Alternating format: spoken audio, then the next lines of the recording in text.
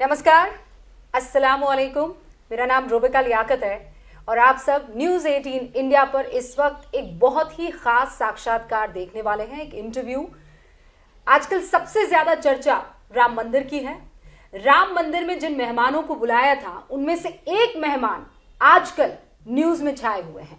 वजह है उनके खिलाफ फतवा जारी होना। ऑल इंडिया इमाम एसोसिएशन के प्रेसिडेंट यानी अध्यक्ष इमाम उमर इलियासी साहब इस वक्त हमारे साथ जुड़ चुके हैं। अस्सलाम वालेकुम सर। वालेकुम। आपका बहुत बहुत स्वागत है। बहुत शुक्रिया। इमाम साहब, फतवा जारी हुआ एक इमाम के खिलाफ, जी, क्या वजह है? हैरानी की बात है, क्योंकि ये भारत के इतिहास में ये पहली मर्तबा है कि किसी इमाम और चीफ इमाम के लिए फतवा जारी होना। चूँकि ये फतवा एक आम फतवा नहीं है, ये कुफ्र का फतवा है। सबसे हिंदुस्तानी दर्शकों के लिए आप बता पाए कुफ्र के माने क्या है? कुफ्र के माने तो आज के हिसाब से तो अधर्म, इस्लाम से खारिज हो जाना, अपने धर्म से खारिज हो जाना, उसका माना कुफ्र का फतवा है। लफ्ज़ वैसे काफिर है, कुफ्र काफिर से बना है। वैसे तो ये मुझ पर लागू नहीं होती ये वाली बात, कुफ्र का फतवा, चूँकि काफिर के माने नॉन बिलीवर्स के होते हैं, नास्तिक के होते हैं। अल्हम्दुलिल्लाह मैं बिलीवर हूँ, आस्तिक हूँ, एक ईश्वर में, अल्लाह में ईमान मेरा रहता है, तो मैं काफिर हो ही नहीं सकता। ला इलाहा इल्लल्लाह, जिसने ला इलाहा इल्लल्लाह और जिसने एकम ब्रह्मम द्वितीय नास्ति कह दिया, बस वो आस्तिक है, वो काफिर हो ही नहीं सकता। तो ये फतवा कहता क्या है कि आप इस्लाम से खारिज? जी, उनकी निगाह में, क्योंकि उनको ये पता है, उनको ये शायद जानकारी नहीं है कि ये भारत है। ये जो भारत है, ये वो भारत है जहाँ सर्वधर्म संभाव है। ये भारत वो है जहाँ अनेकता में एकता है। ये इस्लामिक देश नहीं है, इसलिए ये फतवा मुझ पर लागू नहीं होता। लेकिन मैं आपको ये बताना चाहता हूँ रूबिका कि जिस तरह से इसकी शुरुआत हुई है, मैं राम जन्मभूमि ट्रस्ट ने मुझे निमंत्रण दिया, मैं वहाँ गया। 2 दिन मुझे लगे, इस पर बहुत विचार किया। मुझे अंदाज़ा था विरोध होगा, लेकिन इतना विरोध होगा कि कुफ्र का फतवा मुझ पर लागू हो जाएगा, आपने कहा 2 दिन लिए, क्या सोचने में 2 दिन लिए? 2 दिन सोचने में इसलिए लिए रूबिका, क्या मैं इतना बड़ा फैसला लेने जा रहा हूँ, लोग, समाज उस पर क्या रिएक्ट करेगा, उसको मेरे मन में भाव आया। लेकिन लास्ट में यही तय हुआ। आपने अपने लोगों से बातचीत नहीं, मैंने किसी से इस पर चर्चा नहीं की, किसी को घर में तक मैंने नहीं बताया, क्योंकि ये फैसला मैंने अपने अंदर लिया और अल्लाह को हाजिर नाजिर करके लिया। और मैंने फिर मेरे मन में फिर ये विचार आया कि मुझे जाना चाहिए, अतीत को भूलना चाहिए। लाखों लोग मारे जा चुके, बहुत राजनीति हुई इस विषय पे। मुझे लगता है कि मेरे पहुंचने से एक सौहार्द का वातावरण पैदा होगा, देश में एक अच्छा पैगाम जाएगा और देश में अमन शांति होगी। ये पैगाम को लेके पैगाम मोहब्बत में गया था। वहाँ जाके मैंने रूबिका सबसे पहले निकलते ही ये पैगाम मोहब्बत का संदेश दिया था, जिसमें मैंने कहा था कि हमारी सबकी जातियाँ ज़रूर अलग हो सकती हैं, हमारे सब की पूजा पद्धति ज़रूर अलग हो सकती है, हमारे सबके धर्म ज़रूर अलग हो सकते हैं, हमारी आस्थाएं ज़रूर अलग हो सकती हैं, लेकिन हमारा जो सबसे बड़ा धर्म है वो इंसान और इंसानियत का है। हम भारत में रहते हैं, हम भारतीय हैं। आओ हम सब मिलकर भारत को मजबूत करें, भारतीयता को मजबूत करें। राष्ट्र सर्वोपरि है। ये मेरा पैगाम मोहब्बत था। लेकिन आप पर जो ये आरोप लगा रहे हैं वो ये कह सकते हैं कि आप तो संघी हैं। नहीं, उनके किसी के कहने से मुझ पर कोई फर्क नहीं पड़ता। दरअसल क्या हुआ कि जैसे ही रूबिका ये पैगाम मोहब्बत का मेरा निकला, तो जो मोहब्बत जिनको पसंद नहीं है, नफरत वाले लोग, उन्होंने इस मेरे बयान को जिस तरह से लिया और मेरे खिलाफ 22 जनवरी से लेकर अब तक मेरे खिलाफ मेरे टेलीफोन्स पर, मेरी ईमेल्स पर, मेरे सोशल मीडिया, तमाम देश भर में मेरे खिलाफ इन्होंने नफरत का माहौल बनाना शुरू किया। मतलब वो फतवा ऐसा जारी किया है कि आपका नंबर तक उसमें मेरा जारी कर दिया नंबर गया। दिया। रूबिका, इसमें सबसे इम्पोर्टेंट बात है जो मैं आपके माध्यम से सबको बताना चाह रहा हूँ। अगर इजाजत तो बस मैं एक बार दर्शकों को बता देना चाहती हूँ। ये फतवा है, हाँ। है तो उर्दू में, उर्दू और में अगर ये आप फतवा इसको जो है, देखेंगे इसके पीछे मेरा नंबर भी है जो उन्होंने अपने फतवे में इसको डिक्लेयर करके। मैं वहाँ उंगली रख रही हूँ, मैं वो नंबर जो है, हम समझदार लोग हैं, जिम्मेदार लोग हैं, जी, जी। और ये मैंने वहाँ उंगली रख ली है, लेकिन ठीक उस उंगली के नीचे बस इतना बता देती हूँ, ये देखिए ये नंबर जो है बकायदा वो नंबर तक इस फतवे में जारी है और ये सार्वजनिक और किया गया है। उन्होंने इसमें लिखा भी है कि आपको ये फतवा हर मुसलमान, हर इमाम और हर मस्जिद को भेजना लाजिम होगा। उन्होंने इस तरह से इसको स्प्रेड किया तो मेरे पास मेरे नंबर्स पर धमकियों के फोन आने शुरू हो गए। इसमें 3 बिंदु रूबिका बहुत इंपॉर्टेंट हैं। ये हैं कौन जिन्होंने आपके खिलाफ ये फतवा जारी? मोहम्मद, इनका नाम है मोहम्मद साबिर हुसैनी नाम के ही हैं। इनकी क्लासेस चलती हैं मुफ्तियों की, जिसका इन्होंने लिखा है मुफ्ती साबिर क्लासेस हैं, इनकी इंस्टीट्यूट है कोई मुफ्तियों का। अच्छा, इमाम और मुफ्ती में फर्क तो इमाम साहब बता दीजिए। इमाम तो वो होता है कि जो लीडर होता है। इमाम वो होता है जो जिनके पीछे नमाज पढ़ी जाती है। इमाम वो होता है जो जिसकी मान्यता सबसे ज्यादा मानी जाती है। और मुफ्ती वो होता है जो इमाम तैयार करते हैं? नहीं, मुफ्ती वो होता है कि जिसने इस्लामिक स्टडीज में डॉक्टरेट की होती है, पीएचडी की होती है, इसलिए उनको अथॉरिटी होती है फतवा देने के लिए। इन्होंने वो हैं मुफ्ती जो फतवा दे सकते हैं। अब 3 चीजें हैं, 3 बिंदु हैं इसमें बहुत इंपॉर्टेंट। पहला बिंदु है जो कुफ्र का फतवा इन्होंने जारी किया है, जिसमें बहुत सारी सजाएं नाफिज हो जाती हैं। पहली बात तो मैं इस फतवे को मानता नहीं हूं और ना मुझ पे लाजिम होता है, चूंकि इस्लामिक देश नहीं है भारत। लेकिन उन्होंने जो बिंदु दिए हैं वो बहुत इंपॉर्टेंट है। उन्होंने कहा कि आप राम प्राण प्रतिष्ठा में गए थे एज ए इमाम और चीफ इमाम, आप दोनों पद हैं आपके पास, इसलिए आप इस्लाम से खारिज। दूसरा आपने मैं पहले बिंदु पर रुकना चाहती हूँ इमाम साहब। तो एक इमाम की हैसियत से और चीफ इमाम की हैसियत से मैं दर्शकों को बता देना चाहती हूँ कि पूरे दुनिया में इमाम जो एसोसिएशन को अगर आप तौलें तो ये सबसे बड़ा लार्जेस्ट इमाम एसोसिएशन है।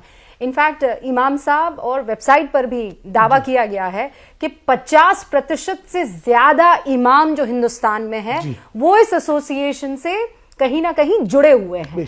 तो ऐसे में आपका वहां पर जाना, तो क्या बाकी इमाम इस बात को लेकर रुष्ट हैं, गुस्से में हैं? उनका ये मानना है कि मतलब भगवान की प्राण प्रतिष्ठा हो रही है और आप वहां पहुंच गए। इसीलिए चूंकि अभी आया ही हूं और मैंने ये फतवे को भी, इस फतवे को, जो कि मेरा ऑल इंडिया इमाम ऑर्गेनाइजेशन का खुद का एक यूनिट है, दारुल इफ्ता हमारा खुद का है, सेंट्रल दारुल कज़ा, उसमें मैंने ऑलरेडी भेज दिया है, इस पर काम हो रहा है। लेकिन जो 3 बिंदु हैं, वो पहला बिंदु कि इमाम की हैसियत से मैं नहीं जा सकता, इसलिए इस्लाम से खारिज हो गए। दूसरा बिंदु इसमें है कि आपने कहा है कि राष्ट्र सर्वोपरि है, आपने धर्म को नीचे कर दिया, राष्ट्र को ऊपर कर दिया, इसलिए आप इस्लाम से खारिज हो गए। तीसरा उनका कहना बिंदु यह है कि आपने कहा कि इंसान और इंसानियत वो ऊपर है, धर्म नीचे है, तो आप इसलिए खारिज हो गए। तो मैं तीनों को रूबी का एक जवाब देना चाहता हूं। पहला जवाब, प्राण प्रतिष्ठा में मैं क्यों गया? प्राण प्रतिष्ठा में मैं गया आपसी सौहार्द के लिए, पैगाम मोहब्बत लेके अपने देश के लिए। दूसरा, उन्होंने कहा है कि राष्ट्र सर्वोपरि है। राष्ट्र सर्वोपरि मैंने इसलिए कहा कि हमारी सब हिंदू अपनी आस्था से जुड़ा है, पूजा पद्धति है, मुसलमान अपनी आस्था है, इबादत करता है, हर धर्म अपनी अपनी आस्थाएं करता है, तो उनको सबको इजाजत है। लेकिन हम ये कह रहे हैं कि हमें हिंदू नहीं होना, हमें मुसलमान नहीं होना, हमें ईसाई नहीं होना, हमें अगर हम भारतीय बन जाएं तो वो मेरा इशारा भारतीय होने का था। इसलिए मैंने भारत और भारतीयता को ऊपर लाया, राष्ट्र सर्वोपरि है, इसलिए मैंने ये बात उस नजर से कही। लेकिन मैंने जो बात आपसे कही कि आपको एक तमगा लगा दिया जाएगा, आपके सीने पर एक जिसे कहते हैं ना आरोप का जो बैज है वो लगा दिया जाएगा कि आपके अब्बा भी इमाम रहे और वो भी संघ के बड़े करीब थे। पहली बार अगर आरएसएस मुखिया किसी मस्जिद में गए तो वो यही मस्जिद थी जहां हम इस वक्त बैठे हुए हैं, यहाँ पर आए थे। आप संघ के हमेशा से करीब रहे हैं और इसलिए वो आप पर आरोप लगा सकते हैं कि आप तो संघ के लिए काम कर रहे हैं। वही मैं बताना चाह रहा हूँ कि मैं देश के लिए काम करता हूँ, न मैं किसी पार्टी के लिए काम करता हूँ, न मैं किसी संस्था के लिए काम करता हूँ। मैं सिर्फ काम करता हूँ अपने देश के लिए। राष्ट्र सर्वोपरि है, ये मेरा मकसद रहे। तीसरा उनका है इंसान और इंसानियत। तो मैं इस पर ये जवाब देना चाहता हूँ कि हम इंसान हैं, इंसान एक करेक्टर है। अगर इंसान है, इंसानियत उसका जो करेक्टर है, दया का, रहम का, करुणा का, जो उसका काम है, जो उसका कर्म है, वो उसकी इंसानियत है। हम अच्छे हिंदू तब बन सकते हैं कि जब हम अच्छे इंसान होंगे। हम अच्छे मुसलमान जब ही हो सकते हैं कि जब हम अच्छे इंसान होंगे। तो इसलिए इंसान और इंसानियत को मैंने इस तरह से ऊपर लिया। समझने वाले की समझ है, उन्होंने जो समझा, उन्होंने एक कुफ्र का फतवा दे दिया। अब फैसला तो आप सबको करना होगा तो कि हजरत देश को आप समझना होगा कि मोहब्बत वालों के साथ खड़ा होना है या नफरत वालों के साथ खड़ा होना है। तो आपको खौफ है मुझे खौफ कि इसलिए अब नहीं है, मुखालिफत होगी भैया? मुझे देखिए मुखालफत का तो स्वाभाविक है, लेकिन इतनी होगी इसका अंदाज़ा मुझे नहीं था। लेकिन मैं उनसे डरने वाला नहीं हूँ, चूँकि प्रोग्राम सार्वजनिक जाने वाला है। उनको लगेगा कि इमाम साहब डर गए, मैं डरने वालों में से नहीं हूँ। पहली बात, ये मेरा पैगाम मोहब्बत है और मैं अपने देश के लिए मैंने इसको किया है और मैं उसी पर आज भी अड़िग हूँ। अगर उनको फतवे देने थे, अगर वो इतने काबिल है और इतने तो मैं कहता हूं कि उनको फतवा पाकिस्तान के उन लोगों के खिलाफ देना चाहिए था जो आतंकवाद फैलाते हैं। फतवा उनको देना चाहिए था। नाम जैश मोहम्मद रखा हुआ है, लश्कर तैयबा रखा है, जैश मोहम्मद, हिजबुल मुजाहिदीन और ISI मतलब इस्लामिक स्टेट, इन तमाम इस्लाम के नाम पे और मोहम्मद के नाम पे, पीस बी अपॉन हिम, उनके नामों पर आपने रखा हुआ है। आतंकवाद आप पूरी दुनिया में फैला रहे हैं। अगर आपको फतवा जारी करना था तो आतंकवाद के खिलाफ और आतंकवादियों के खिलाफ करना चाहिए था। मेरे खिलाफ फतवा दे के आप क्या साबित करना चाहते हैं? इमाम साहब, वो ये सवाल कर सकते हैं कि आपको चुनाव लड़ना होगा, आपकी पॉलिटिक्स में आने की इच्छा होगी, शायद इसीलिए आपने ये कदम उठाया, क्या जवाब देंगे? मेरी जो उन लोगों को यही मैसेज है कि मेरा मकसद, मेरा जीवन, मेरा काम वो इंसान और इंसानियत है। राष्ट्र मेरे लिए सर्वोपरि है। मैं राष्ट्र के लिए काम कर रहा हूँ और जहाँ तक मुझे सियासत है, मैं सियासत से भी ऊपर हूँ। मैं चीफ इमाम हूँ भारत का।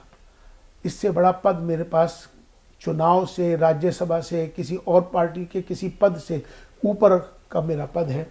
तो मुझे किसी तरह का लालच नहीं है। लेकिन हाँ, इतना लालच ज़रूर है कि हमारे देश में अमन रहे, हमारे देश में खुशहाली हो, हमारे देश मिलकर आगे बढ़े।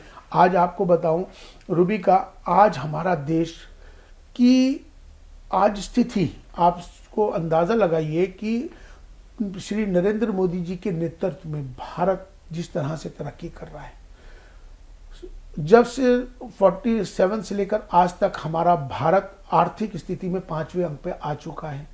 भारत चांद पे चला गया, भारत सूरज की तरफ बढ़ रहा है, भारत विश्व गुरु बनने की अग्रसर है। फिर इमाम तो इन हालात मैं पूरी बाइज्जत ये कहना चाहती हूँ कि फिर वो कहेंगे कि आप मोदी भक्त हैं, अंध भक्त हैं। मैं बात मोदी जी की नहीं कर रहा, मैं देश की कर रहा हूँ।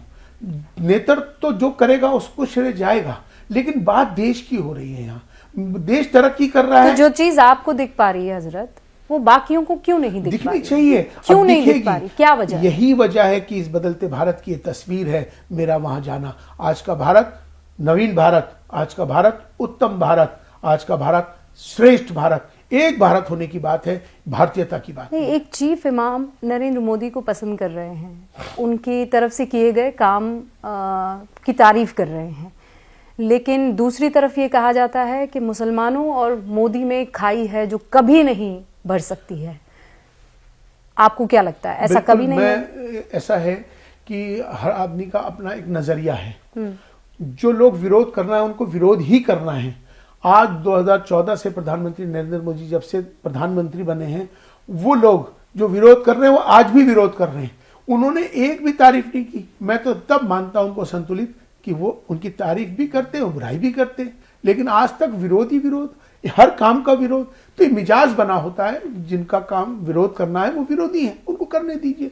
लेकिन जब कोई काम बड़ा होता है, जब कोई काम बड़े पैमाने पे किया जाता है तो उसका विरोध स्वाभाविक है। तो ये आरोप जो लग रहे हैं कि सरकार के आते बहुसंख्यक जो हैं उनकी तो बात हो रही है, लेकिन अल्पसंख्यक कोने में चले गए हैं, चुप कर दिए गए हैं, ऐसा नहीं डर रहे हैं। ये समझने की बात है और समझने की जरूरत भी है। आज जिस तरह से जो भी हमारे देश में जो ऐसा मानते हैं आप, मानते हैं कि मुसलमान डर गया है, वो कोने में धकेला जा चुका है, वो चुप हो गया है? ये एक अफवाह एक फैलाई जा रही है, एक माहौल को देश के अंदर एक खराब करने की साजिशें रची जा रही हैं। इसकी फिक्र करने की जरूरत है। वो ताकतें, राष्ट्र विरोधी ताकतें जो एक मुसलमानों को भड़का के गुमराह करके अपनी राजनीति करने जा रही हैं, ये समझने की जरूरत है। ये कौन लोग हैं? ये वो लोग हैं जिस देश से प्रेम नहीं करते हैं। ये वो लोग हैं जो कि आज जो तरक्की हो रहा है देश, ये वो लोग हैं जिनको पसंद नहीं। आपको लगता है कि हिंदुस्तान का मुसलमान इन दिनों ज्यादा तल्ख हो गया है, ज्यादा कट्टर हो गया है? जबकि वहाँ सऊदी अरब में आप देखिए मंदिर खोला जा रहा है, वहाँ पर तो ऐसी ऐसी खबरें आ रही हैं कि एक्सपेरिमेंट के तहत बहुत से ऐसे फैसले लिए गए हैं जिनको आप मॉडर्न कह सकते हैं, जिनके बारे में मेरे ख्याल से इमाम साहब आपसे बेहतर कोई नहीं जानेगा। आज से कुछ सालों पहले तक हम तसव्वुर भी नहीं कर सकते थे कि ऐसा होगा। सऊदी अरब और बाकी मुस्लिम कंट्रीज आगे जा रही है और हिंदुस्तान का मुसलमान पीछे की तरफ आ रहा है, ऐसा लग रहा है आपको? दरअसल ये सोच की बात है, इसमें नजरिया है। मैं अक्सर ये कहता हूँ कि अपना नजरिया बदलिए तो नज़ारा बदल जाएगा। आदमी अगर देखिए, कट्टरता कहीं भी अच्छी चीज नहीं होती, कट्टरता किसी भी चीज में। पर क्या अच्छा हिंदुस्तान का मुसलमान कट्टर हो रहा है? मुसलमान भारत का वैसे कट्टर पहले तो नहीं था इस तरह से, लेकिन अभी मुझे ऐसा लग रहा है कि कुछ ऐसी शक्तियां हैं जो ऐसे लोग राजनीति कर रहे हैं जो उनको कट्टरता की तरफ लेके जा रहे हैं। लेके जाना नहीं चाहिए, क्योंकि इस समय सबको मिलकर चलना चाहिए। कट्टरता कहीं भी हो, किसी धर्म में हो, किसी भी उसमें रूप में अगर आप देखें, वो अच्छी चीज नहीं है। आप हम सबको मिलके रहना है, मिलके चलना है। इमाम साहब, इस सोच में आप अपने आप को कभी अकेला पाते हैं? देखिए, ये कभी आपको ये लगता है कि ये बात मैं मुसलमानों को क्यों नहीं समझा पा रहा हूँ, ये अपनी कौम को क्यों नहीं बता पा रहा हूँ? यकीनन मुझे ऐसा एहसास मुझे आता है कि हम क्यों नहीं समझ पा रहे और हमारे लोग क्यों नहीं समझा पा रहे। कहीं ना कहीं ये गैप है, उसको हमें कम करने की ज़रूरत है। कहीं ना कहीं वो जो कमियां हैं उसको दूर करना चाहिए। तो खाली इमाम इलियासी ही की जिम्मेदारी ऐसा नहीं है। मुझे लगता है कि अब सब मिलकर इस भारत और भारतीयता को मजबूत करने की बात हमें करनी चाहिए। अभी ये मौका है और मुसलमानों के लिए तो ख़ास तौर पे मैं अब चूँकि आने वाला जो समय है उसके लिए कहना चाहता हूँ कि मुसलमानों को अब विचार करना चाहिए। और विचार किस बारे में करना चाहिए? विचार वो करना चाहिए कि उनको जो जहन में कुछ राजनीतिक पार्टियां हैं जिन्होंने हमेशा उनको कहा कि इनसे दूर रहना, जिन्होंने डराया धमकाया, अपनी राजनीति करी, उनके लिए उनको विचार अब कर देना चाहिए। विचार हो रहा है कि नहीं, अभी बहुत दूर की कौड़ी है? मुझे लगता है कि कुछ लोगों को इसकी बात समझ में आ गई है, लेकिन बड़े पैमाने पर इसमें मेरी तरफ से बस यही पैगाम है कि विचार जरूर करना चाहिए। संघ को आप कैसे देखते हैं? संघ को मैं एक संस्था है जो संस्था इस समय देश के अंदर अपने राष्ट्र के लिए और संस्कृति के लिए अपना काम करती है। क्योंकि मेरा उनके साथ जो अनुभव है वो यही है कि वो हमेशा से, जैसे एक प्रचारक जीवन होता है, अब जैसे प्रचारक जीवन है, मोहन भागवत जी हैं, उनका जो जीवन है वो राष्ट्र के लिए समर्पित है। आपने तो उनको राष्ट्र ऋषि कह दिया था। राष्ट्र ऋषि एक फतवा उस वक्त भी जारी हुआ था ना? जी बिल्कुल, मैं आज भी उस पर कायम हूँ, क्योंकि मैंने उनको राष्ट्र ऋषि और राष्ट्रपिता इसीलिए कहा था।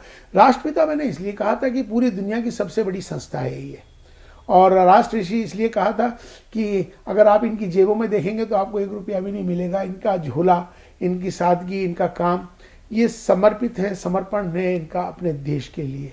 तो मुझे जहाँ तक लगता है कि ये सफ़ेद वस्त्र इनके वस्त्र हैं, लेकिन ये संत हैं, असल संत हैं जो प्रचारक हैं।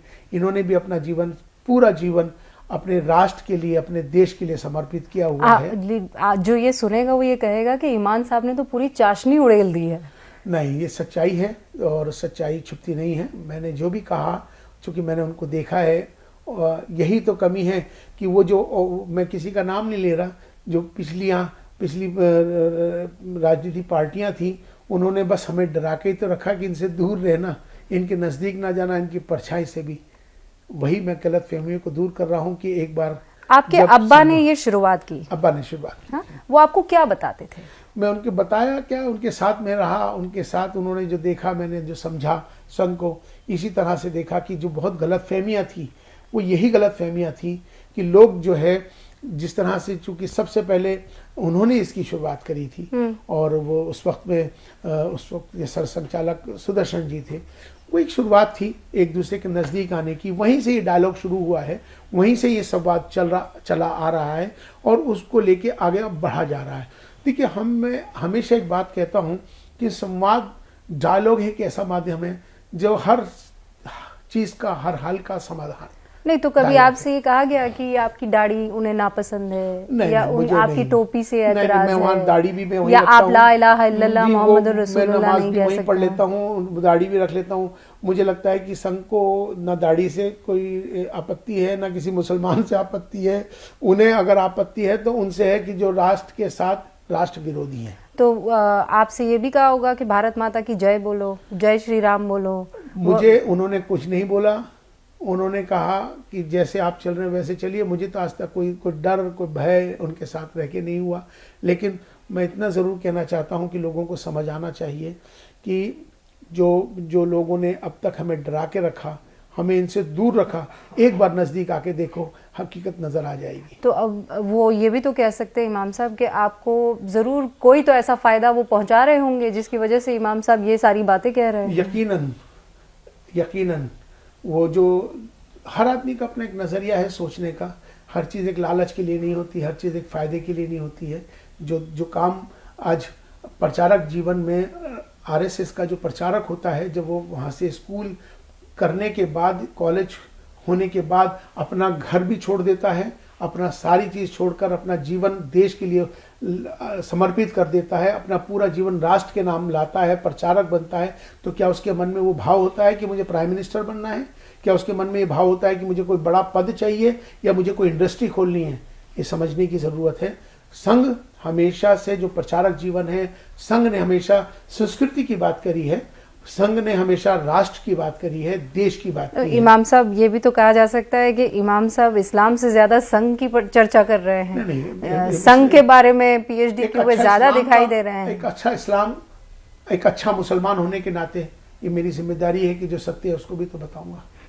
तो इमाम साहब, अब आगे क्या, अब आप क्या करेंगे? फतवा जारी हो गया है और कहते हैं कि एक तो तमाम जो दर्शक हैं, फतवे से माने क्या है? मतलब फतवा जारी हो गया तो क्या? उन्हें कुछ नहीं। मुफ्ती साहब जिन्हें पढ़ा रहे हैं या मुफ्ती साहब का जिन पर असर है, वो तो आपका चेहरा भी नहीं देखेंगे, आपकी जान को भी खतरा हो सकता है। तो अब आप आगे क्या करेंगे? दरअसल मैं सबसे पहली बात तो ये है कि ये जिस तरह के जो फतवे इन्होंने जारी किए हैं, मैं फतवों को तो मान ही नहीं रहा। पहले तो लोगों को बता दें कि फतवा माने तो एक राय के होते हैं। फतवा माने राय है, फतवा माने आदेश नहीं है। दूसरी बात यह है कि उनकी राय है, उन्होंने दे दी, मैंने देख ली, मैं नहीं एक्सेप्ट करता, और ना मैं उनको मानता, ना मैंने उनको देखा, ना मैं उनको जानता। लेकिन मेरा कहना यह है कि इससे माहौल ज़रूर ख़राब होता है। इससे फतवों को जारी करके कहीं ना कहीं कम्युनिटी के अंदर, देश के अंदर, आपस के अंदर एक माहौल को ख़राब करने की बड़ी साजिश इस फतवे में नज़र आ रही है मुझे। क्योंकि आम चुनाव आने वाले हैं और इस आम चुनाव को देखते हुए वो विरोधी शक्तियां कहीं सक्रिय तो नहीं हो गई, कहीं वो हमारे देश के अंदर, जो देश तरक्की कर रहा है, देश के अंदर अमन शांति है, उसको ख़राब करने की कोई बड़ी साजिश तो नहीं है। इसको समझने की ज़रूरत है। मुझे अपनी फिक्र नहीं है, मुझे देश की फिक्र है, इसलिए हमको सतर्क रहने की ज़रूरत है। अच्छा, ये तो अभी राम मंदिर तक बात थी, अब तो कहा जा रहा है कि काशी भी है और मथुरा भी है। तो इमाम इलियासी इस बारे में क्या विचार रखते हैं? काशी और मथुरा, और फिर अभी कल ही खबर आई है कि जो विष्णु शंकर हैं वो कह रहे हैं कि नहीं, यहाँ पर बहुत से ऐसे मस्जिदें हैं जो मंदिरों को तोड़कर बनाई गई है, तो वहाँ तक पहुँचने में आपको क्या लगता है क्या होना चाहिए, और जिस स्थिति में इस वक्त हम हैं, मुसलमान को क्या सोच रखनी चाहिए और हिंदुओं को क्या? देखिए, और उससे पहले इमाम साहब चाहे की वो क्या हिंदू सोच है? हो चाहे वो मुसलमान हो, रूबी का इस बात को ध्यान में रखना है कि यही तो प्रॉब्लम आ रही है कि ये हिंदू हो रहा है, ये मुसलमान हो रहा है। हमें एक होना है, और एक होने के लिए हमें भारतीय होना पड़ेगा। जब तक हम भारतीय नहीं बनेंगे, हम कहीं तक भी आगे पहुंच नहीं पाएंगे। तो ये सोच, हमारी सोच बदलनी है। पहले सोच हिंदू और मुसलमान से हटा के, जातियों धर्मों से हटा के, पहले अपने आप को भारतीय बना लो पहले, नहीं, पर वो और फिर जहां तक कोई मसला है। नहीं इमाम साहब, वो इतना बड़ा दिल रखने के लिए तो अभी मुझे लगता है कि मीलों मीलों और सदियों का सफर करना होगा। बहुत ऐसे लोग हैं जो ये विचार रखते हैं, लेकिन आप ये कह रहे हैं कि भारतीय होकर सोचना होगा। यकीनन। तो एक मुसलमान ये कहेगा कि भारतीय होकर सोचूंगा, तो फिर ऐसा नजर आएगा कि बहुसंख्यक यहाँ पर हिंदू हैं, उनका मंदिर है तो उनको वापस दे दो। नहीं, देखिए, किसी को देना ना देना, आगे क्या होगा, क्या कल क्या होने वाला है, कल कैसे होगा, ये तो अल्लाह बेहतर जानते हैं, हम नहीं जानते। लेकिन हम आज की बात कर रहे हैं। हम आज की बात ये कर रहे हैं कि हमें भारत और भारतीयता जो हमारा मेन मूल है, मकसद है। हम मंदिर और मस्जिद की मैं बात नहीं कर रहा हूँ। तो काशी और मथुरा को लेकर मैं इस सब्जेक्ट को इसलिए कह रहा हूँ कि कल की तो कल देखेंगे, लेकिन कल क्या होने वाला है वो तो मुझे भी नहीं मालूम, आपको भी नहीं मालूम। हम आज की बात कर रहे हैं। आज देश को क्या जरूरत है, देश को क्या चीज चाहिए, असल चीज क्या है। आज हम आने वाली जो जनरेशन्स हैं उनको क्या दे के जाएंगे? ये लड़ाई झगड़ा, क्या क्या मकसद बता के जाना चाहते हैं? आज पूरी दुनिया के अंदर तमाम सारी देश नए नए इजाद कर रहे हैं, नई नई टेक्नोलॉजीज ला रहे हैं। सारे देश अपने अपनी तरक्कियों में लगे हुए हैं। हम यहीं उलझे हुए हैं कि ये हरा रंग मुसलमान का हो गया, ये गेरुआ रंग हिंदू का हो गया, गाय हिंदू की हो गई, बकरा मुसलमान का हो गया है। हम इसी में उलझे रहेंगे, हम रंगों में, खानों में, सब इन सब चीजों में। पर ये तो आप इमाम साहब अरसे से कह रहे होंगे ना, लेकिन समझ आ रही है? आएगी, एक समय होता है, आती है, कहीं से शुरुआत होती है, कहीं से तो शुरुआत होगी। तो मुझे लगता है कि अभी ये बदलते भारत की तस्वीर यही है कि हम सबको मिलकर भारत और भारतीयता को मजबूत करना है। ये हमारे लिए इम्पोर्टेंट है। कल क्या होगा, कल क्या नहीं होगा, कल कैसे होगा, इमाम साहब, देश मेरे लिए सबसे इम्पोर्टेंट है। मैं इतना समझ पाई हूँ कि आप किसी के खौफ में नहीं रहते, आप बेफिक्र हैं यकीनन इस बात को लेकर कि आप खुले विचार और मन से बात रखते हैं। यकीनन। और इसीलिए मैं बहुत ईमानदारी से आपसे सवाल मुझे मालूम, मैं इसीलिए कि ये जो काशी और मथुरा वाला पूरा मामला है, इसको कैसे सुलझाया जा सकता है? अगर कोर्ट में जाता है तो फिर लंबी लड़ाई होगी। आप चाहते हैं कोर्ट हल निकाले, या बाहर भी इसका कोई रास्ता, समाधान निकल सकता है? देखिए, मुझे लगता है कि अभी तो चूंकि मामला अभी कोर्ट में चल रहा है, और इस बारे में अभी हम कोई फैसला ले या कुछ कह सके, मैं अभी उसमें स्थिति में नहीं हूँ।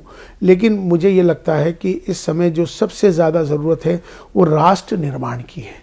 मुझे फिक्र इस बात की है कि राष्ट्र निर्माण कैसे हो। तो कैसे हो? वो राष्ट्र निर्माण की फिक्र में भारतीय बनना पड़ेगा। मुझे हिंदू और मुसलमान से ऊपर उठकर, जब मैं भारतीय बन जाऊंगा तो राष्ट्र निर्माण में आ जाऊंगा। जब राष्ट्र निर्माण में आ जाऊंगा तो अपने आप सब कुछ बढ़ता चला जाएगा। लेकिन आरोप तो ये लग रहे हैं, और कांग्रेस की तरफ से, विपक्षियों की तरफ से आरोप लगाए जा रहे हैं कि धर्म जो है उसी का इस्तेमाल करके बीजेपी आगे बढ़ रही है, धर्म को सर्वोपरि रखा गया है। देखिए, ये कौन क्या कहता है, क्या समझता है, ये उनके अपने अपने एक विचार होता है। हमारा अपना विचार है, उसकी इम्पोर्टेंस है। हम सोचते हैं कि हम जो कर रहे हैं वो भारत के लिए कर रहे हैं, भारतीयता के लिए कर रहे हैं, राष्ट्र निर्माण की बात कर रहे हैं। हर आदमी अपना सोचता है, अपने देश के लिए क्या करना चाहिए, इसकी फिक्र आज सबको आ जानी चाहिए। क्योंकि अगर आप देखेंगे, जापान में जाएंगे, जापान में ये सब प्रॉब्लम नहीं हो रही है, जातियों की, धर्मों की, मंदिर की, मस्जिद की। हर जापानी एक ही काम कर रहा है अपने जापान के लिए। हम सीखना है, हम सब भारतीय बनना है।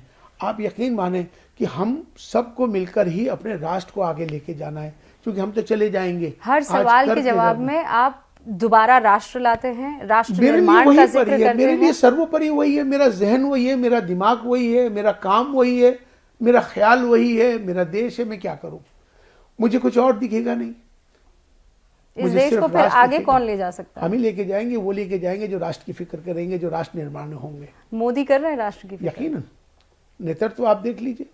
देखिए, मैं किसी के लिए, मैं उनकी पार्टी से नहीं जुड़ा हुआ हूँ, और लेकिन कोई अच्छे को तो अच्छा ही कहोगे। राहुल गांधी देश की फिक्र कर रहे हैं। मैं उनके बारे में इसलिए कुछ नहीं कहता कि चूंकि मुझे किसी के बारे में कहना नहीं है, मुझे इसके लिए कहना है कि जो मौजूदा सरकार है, जो मोदी जी कर रहे हैं, जो मोदी जी ने के नेतृत्व में देश आगे बढ़ रहा है, मैं उनकी बात करता हूँ। तो इमाम साहब वो कहेंगे कल को अगर मान लीजिए राहुल गांधी पीएम बन जाएंगे तो आप ये कहेंगे कि वो देश को आगे ले जा रहे हैं? ये ख्वाब ख्याल जब होंगे जब देख लेंगे। तो आप ये मानते हैं कि वो पीएम नहीं बनेंगे? नहीं, मैं अंतर्यामी नहीं हूँ, मैं किसी के बारे में क्या कह सकता हूँ।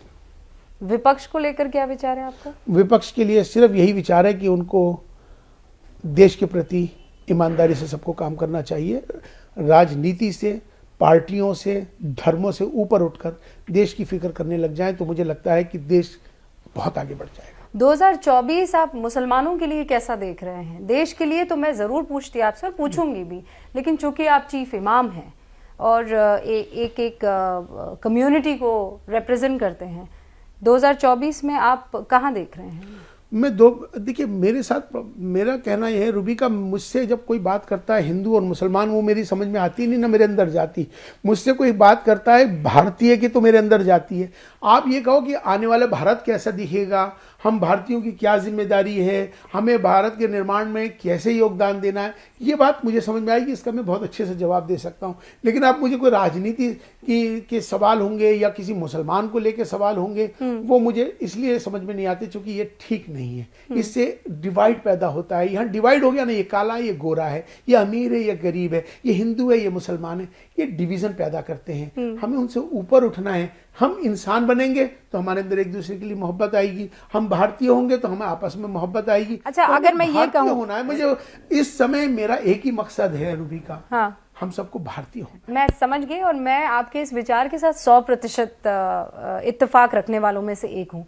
लेकिन अब सवाल ये है कि आपने कितने भारतीय आपने बना लिए? एक यहाँ पर सच्चा सपूत बैठा हुआ मुझे नजर आ रहा है जो कह रहा है मैं नहीं, तुम कितना कोशिश कर लो, नहीं हिंदू करूंगा, नहीं मुसलमान करूंगा, मैं भारतीय के तौर पर आपके सामने पेश आऊंगा। लेकिन यहाँ जो नमाज अदा करने आते हैं, जो आपके पीछे, आपकी मान मत के पीछे जो है अल्लाह की इबादत करते हैं, उनमें से कितनों को आप मना पाए हैं जो आज इमाम साहब की बात मान ले और कहते हैं कि ना सोच ही नहीं रहा? क्या बात तुमने कही है, गजब की बात तुमने आज करी है। मेरे यहाँ कभी आप जुमे के दिन आके देखना, मेरे यहाँ दिल्ली से बहुत दूर दूर से स्पेशल मेरे पीछे नमाज पढ़ने जुमे में आते हैं। वो कहते हैं कि इमाम साहब भारत और भारतीयता की बात करते हैं। यहाँ पर आज तक हमने कोई ऐसी बात नहीं सुनी। इंसान और इंसानियत और भारत और भारतीयता हर जुमे के खुतबे में मिलती है। तो पूरे दिल्ली से अलग अलग जगहों से सिर्फ मेरे पीछे नमाज पढ़ने आते हैं, और यहाँ तादाद में लोग आते हैं, बहुत बड़ी तादाद में। और ये तादाद अल्लाह करे इंशाल्लाह बढ़ती ऐसे चली जाए। जब हम ईमानदारी से किसी कार्य को करते हैं ना, जो कि हम उस काम को लेके चलेंगे तो उसमें बरकतें होती हैं, कामयाबी होती है। क्योंकि मुझे राजनीति से कोई लेना देना नहीं, मुझे पार्टियों से लेना देना नहीं। मेरे सामने इंसान, इंसानियत, भारत और भारतीयता मेरे लिए सबसे इम्पोर्टेंट है। आप ये कह रहे हैं पार्टी से लेना देना नहीं है, लेकिन नहीं। वो जो चश्मा लगेगा उसमें सबसे पहले एक आपकी आंख में संग होगा, दूसरी आंख में मोदी दिखाई देंगे। देखिए, ये अपना अपना सोचने का और देखने का नज़रिया है। जो मुझे दिखता है, मुझे भारत दिखता है, जो दिख रही है वो आपस में हम एक दिखते हैं, उसी को आगे। ये बहुत बड़ी कमी है जो हमारी तरफ से हमारे जगह कोई पूरा कर नहीं पाया। आज हमें उन सब से ऊपर उठ के ही एक होके जाना है। एक होने के लिए एक ही रास्ता है, एक इंसान और इंसानियत, भारत और भारतीयता। इसके अलावा आपके पास किसी भी चीज़ में चली जाओ रूबी का, आपको सिवाय राजनीति के अलावा कुछ नहीं मिलेगा। यहाँ आपको देश मिलेगा, यहाँ आपको इंसानियत मिलेगी। यही हमारे लिए सबसे इम्पोर्टेंट है, यही एक होने का माध्यम हमारे पास होगा। क्या इस्लाम, इंसानियत और भारतीयता ये तीनों एक धागे में आ सकते हैं? बिल्कुल। देखिए, इस्लाम हो या कोई भी मज़हब हो, सारे मज़हब अच्छी बात सिखाते हैं। तमाम जितने भी धर्म हैं अच्छी बात बोलेंगे। कोई भी महापुरुष धर्मों के, उन्होंने भी अच्छी बातें बोली हैं। तो फिर ऐसा क्यों प्रतीत होता है, जैसे ये मुफ्ती साहब हैं, आपने कहा कि मैंने तो मोहब्बत का पैगाम पहुंचाने के लिए वहां पर जाने का फैसला किया। जी। लेकिन ये जो लिख रहे हैं, जो फतवा आपके खिलाफ जारी किया है, ये बताता है कि इस्लाम इस बात की इजाजत नहीं देता है। जी। और इसीलिए मैंने कहा कि या तो आप सही हैं या ये मुफ्ती साहब सही हैं, और ऐसा कोई बिंदु आ नहीं सकता कि आप दोनों एक जगह सही हों।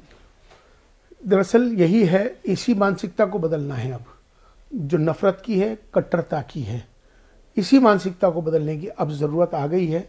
और हम सबको यही करना पड़ेगा। आज हमें अपने देश को अगर विश्व गुरु बनाना है ना, हमें जातियों से, धर्मों से और सबसे ऊपर उठकर एक होना होगा भारतीय। आप यकीन माने कि वो दिन दूर नहीं कि हमारा भारत विश्व गुरु बनेगा। इंशाअल्लाह। बहुत बहुत शुक्रिया इतना वक्त हमें देने के लिए और ईमानदारी से इतनी बातें कहने के लिए इमाम साहब, और अपना खूब ख्याल रखिएगा। बहुत से ऐसे लोग हैं जो आपकी बातों को सुन के आज सुकून में होंगे, बहुत से ऐसे लोग हैं जो अब तक शिकायत कर रहे होंगे और शायद आपकी बातों को सुनकर बेहतर फील कर रहे होंगे। लेकिन आपने देखा उस पूरे इंटरव्यू में अगर मैं गिनने जाऊं तो सबसे ज्यादा अगर किसी शब्द का इस्तेमाल हुआ है तो वो है भारतीय, और फिर नंबर आएगा इंसानियत का। बहुत बहुत शुक्रिया। बहुत शुक्रिया आपका। न्यूज़ 18 इंडिया पर ऐसे ही कुछ और साक्षात्कार आपके सामने होंगे। वो लोग कभी नहीं दूर होंगे आपसे जो न्यूज़ मेकर है। स्क्रीन पर आपके पास हर खबर पहुंचेगी न्यूज़ 18 इंडिया। नमस्कार।